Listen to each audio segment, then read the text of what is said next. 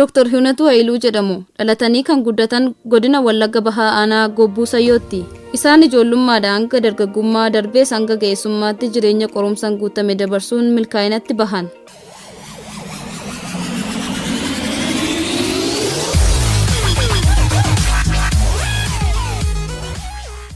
Dr. Hunatuun barnoota isaanii sadarkaa tokkoffaa naannuma dhaloota isaaniitti akkuma ijoollee baadiyyaa maatii isaanii gargaaraa baratan.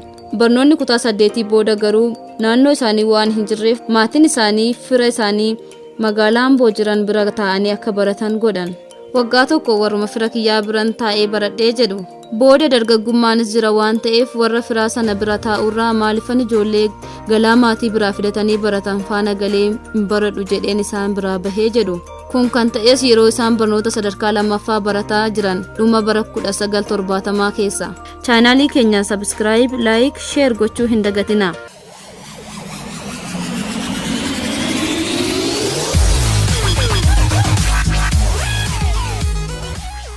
Murtiin isaan yeroos murteessan imala jireenya isaanii qorumsaan kan itti jalqabsiise ta'ullee umurii dargaggummaa sun of duuba isaan hin jechisiisne. Ergan mana firaa sanaa bahee ijoolleen kaan galaa maatii biraa fidatu kan koo maatii fagoo waan ta'aniif galaa namni naa fidus hin jiru. Amma filannoo lama akkan qabu hin yaade yookaan barumsa kiyyaa adda kutuu yookaan ammoo falan ittiin baradhu biraa uumuu ture jedhan.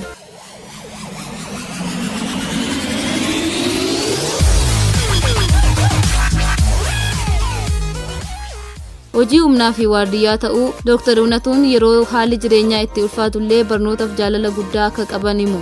Barnoota isaaniitti cichanii yuunivarsiitii irraa eebbifamuun ammoo mul'ata isaanii isa ganamaa akeekkatani. Kanaaf jechas yuunivarsiitii seenuu yookaan du'a dhaadannoo jedhu akka keessa isaaniitti qabanis ni himu. Yuunivarsiitii seenanii hin eebbifaman du'a naaf wayyaa akka jechuuti. Sababa kaayyoo isaanii kanaaf jechas filannoo barnootaa dhiisuu jedhu hin filanne. Filannoo lammaffaa mala ittiin of barsiisan barbaadachuu jedhu akka filatanis ni himu.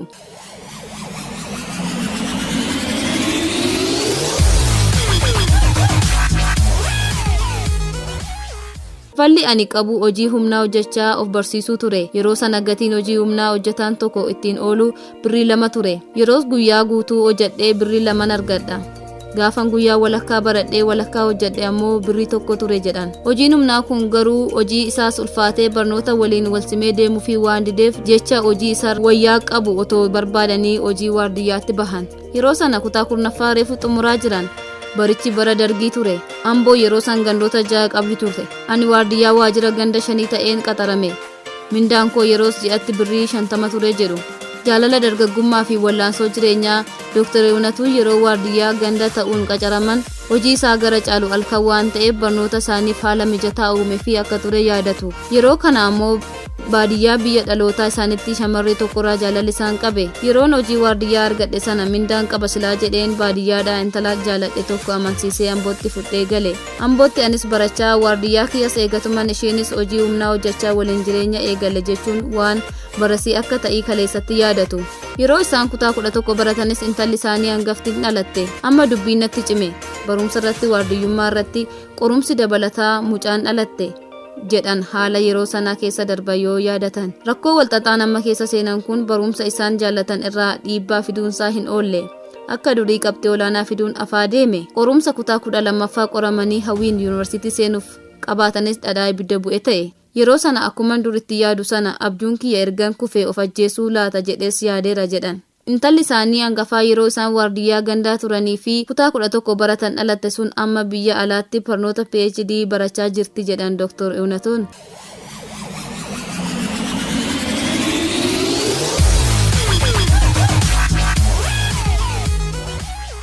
Qabxii erganaaf hin dhufne maal gochuun qaba jedheen taa'ee yaade. Boodas barnoota TTI yookaan dhaabbata leenjii barsiisotaa jedhamu seenuuf dorgomeen darbe. Isa booda waggaa tokko leenji'een barsiisaa ta'e jedhan. Hojii mootummaa kana hojjechaa barumsi isaanii dippiloomas xumuran. Waggaa 8 booda hawwiin isaanii ijoollummaa milkaa'ee fi barnoota digirii jalqabaa barachuufis yuunivarsiitii Finfinnee akka seenan himu. Kaayyoo kiyya irratti dagannaan ani uumetu akkuma kutaa 12ffaa fixeen kanan yuunivarsiitii seenuu danda'utti yuunivarsiitii seenuuf waggaa 8 ofitti lakkoofsisee jedhu.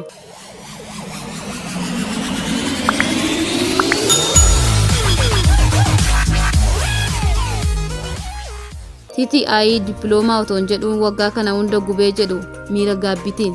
Erga digirii jalqabaatiin eebbifamanis dorgomanii yuunivarsiitii Jimmaatti gargaaraa barsiisaa ta'uun hojii jalqaban. Barumsa isaanii digirii lammaffaa yuunivarsiitii Finfinneetti PhD ammoo biyya alaatti baratan. Milkaa'ina karaa dheeraan booda Dr. Hiwunatuun yuunivarsiitii Jimmaatti qorataa fi barsiisaa ta'uun waggoota 18 caaluuf tajaajilaniiru. Yeroo ammaas gulantaa gargaaraa Piroofeesaraa irra kan jiran yoo ta'u, dhaabbata dhuunfaa isaanis hundeeffachuun hojjechaa jiru.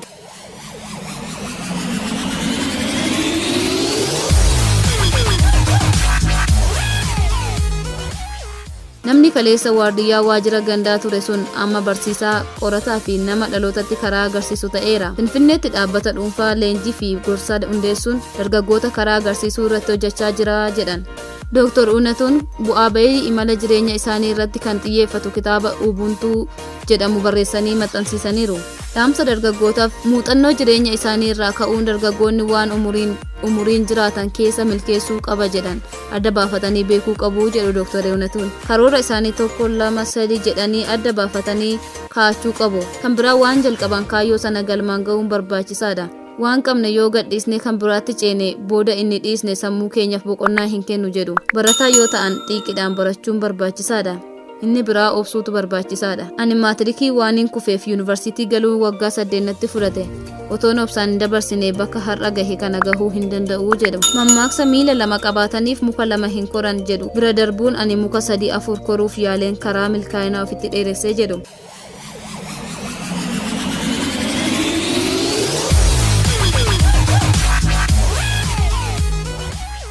Dargaggoonni waan qaban galmaan gahanii isa itti aanutti akeekkachuu qabu jechuun dhaaman. Hayyee daawwattoota fi dhaggeeffattoota chaanaalii Siinqee Piroodakshin odeeffannoo keenya yeroo hunda dafanii akka isin qaqqabaniif chaanaalii kana sabskiraayib, laayik, sheer gochuu hin dagatinaa. Odeeffannoo biraan hanga walitti deebinutti nagaan tura.